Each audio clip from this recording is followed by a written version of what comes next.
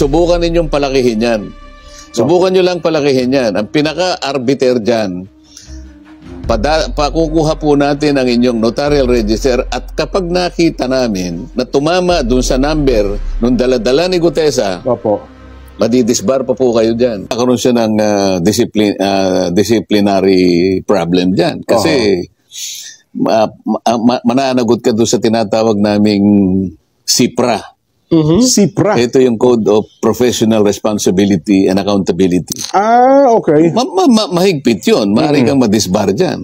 Sapagkat nagkulang ka at nagkasala. Dito maliwanag na kung hindi siya ang pumirma, maliwanag na ang pumirma dyan, staff niya o sekretarya niya. Kasi yung paggamit ng kanyang notarial office, yung kanyang notarial seal, sabi ko nga sa inyo, imposible para kay Gutesa na siya mismo ang magtatatak doon, siya magtatatak ng dry seal at mahanap niya yung page number, book number, document number.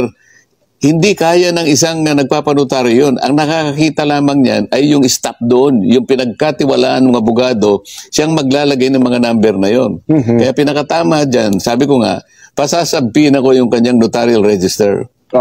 At kapag ka nag-match, ibig sabihin, galing sa opisina niya talaga. Hindi na pinag-uusapan kung ikaw ang pumirma o hindi. Pinayagan mo ang staff mo kung sino man na ipagamit ang iyong notarial office. Mukhang mababaliktad ang pangyayari ngayon. Kasi sa lumalabas sa social media at sa pahayag ng gusto niyang palakihin, okay. Kasi ako wala akong kinalaman dyan. Ang akin lamang gustong mangyari, dumating sa akin na may notaryo, hindi ko na pinakialaman kung sino magnunotaryo. Hindi ko na makatungkulan yun. Basta sinabi ko, maghanap ka ng magnunotaryo para sa panig ko, another satisfaction para sa akin na ikaw talaga'y nakahandang humarap dito. Kasi pinalalabas nila kayo sa social media para bagang kayo ang nameke. Nameke. At saka parang dating Marcoletas witness. Sige, ganun po ang gawin natin para talagang isalig natin talaga sa katwiran. Patawag po natin yung abogado at dalhin niya yung kanyang notarial register. Ayun. Makikita po natin dyan kung sino nagsasabi ng totoo. Mukhang malaki po problema kakaharapin ni attorney. Malaki talaga yan. Lalo na kapag subukan po ninyong palawakin yan. Ako na mismo magpo-prosecute sa iyo. Kasi naglabas pa siya ng kanyang statement, no? Maring totoong hindi siyang pumirma. Bakit pinapayagan mo ang mga staff mo, sekretaryo mo, ang pumirma para sa iyo? Bakit hindi ko i-assume ito? Paano makukuha ni Gutesa maliban ang ninakaw niya yun, siguro. Paano niya makukuha sa notarial register mo yung mga number na ilalagay doon?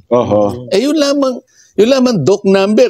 Doon nakalagay sa libro, makapal yun tutuntunin mo yun kung ano yung pinakahuli. Pati page. Kaya nga parang 58 na yan, makapal na yun So sa page 58 na nandun O pati book number nakalagay. Kasi yung bawat register, may book 1, book 2, book 3, book 4. Gano'n nga kakapal yun Yan ay nire-report mo sa RTC na kung saan ka kumuha ng notarial commission. Mahigpit ngayon yung notarial law. Baka akala nyo wala siyang pananagutan dyan. Subukan ninyong palakihin yan. Subukan nyo lang palakihin yan. Ang pinaka-arbiter dyan, pakukuha po natin ang inyong notarial register at kapag nakita namin na tumama dun sa number nung daladala ni Gutesa, madidisbar pa po kayo dyan. Pabigat pala yan, Sen, ano? Yan ang sinasabi ko sa inyo. Baka kayo pa po ang gumagawa ng paraan sa ikadidisbar ninyo. Nasa sa inyo po yan. Nako, mukhang hindi baka mabaliktad pa ang pangyayari.